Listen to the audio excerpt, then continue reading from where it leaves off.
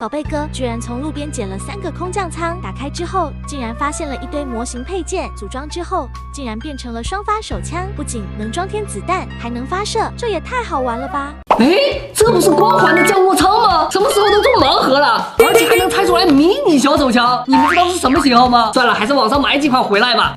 50块钱一个，绝版了！不行，我得赶紧买回来。Later， 买了6个，10发5个。老板说已经没货了。这个我是最熟悉的 MA5 单兵作战武器系统，之前我们还开过这把枪，其他的几款武器我就不太认识了，感觉每一把都好强啊！不知道能不能真的从这里面拆出来迷你武器？先看这个绿色的吧。是一个塑料袋子，里面装了一些积木块，需要一个拼装。这下还有一个宣传说明书。从这些小配件里面，我还找到了一把枪，士官长用的 MA5CK。只不过这个枪也太小了，根本不是视频里面的那样，完全不能发射，只是一个模型。先来给它安装好胸甲，接下来头盔。别看这个人偶小，全身各个环节都可以活动，可以摆一个帅帅的姿势，还不错。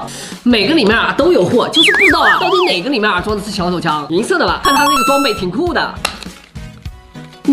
又是一小包积木，哎，又是一个士官长，和刚才的几乎差不多，也就盔甲变了个颜色，武器换了一把，依然不是我们想要的。难道说这里面根本就没有？该你了。这个里面装的东西比较多，好像不是人偶了。从这里面我还找到了一个16倍镜，这个倍镜比刚才的士官长还要大，这拼出来应该是一把大狙。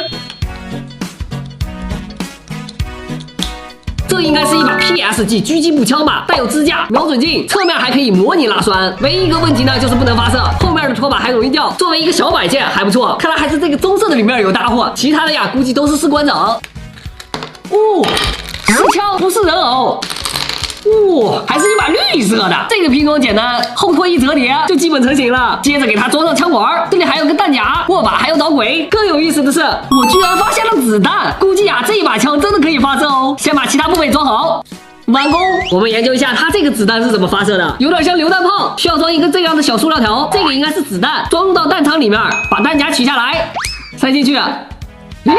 好像不对啊，这边还有弹簧呢。难道说不止可以装一个，还可以连发？算了，还是先装一个试试。装入弹夹，和我们之前玩的玩具枪一样，后面拉栓，这个应该已经上膛了吧？扣动扳机，真的可以发射哦。还可以抛壳，这个厉害了，连发抛壳。这个 SK416就比刚才的好玩多了，完全模拟，枪后托还可以向后拉伸、折叠收缩。和真的完全一样 ，HK416永远的神。最后一个了，我猜这肯定又是个士官长。信我的话，就给我点小心心。没错，他又是一个士官长，只是换了个皮肤，又来了。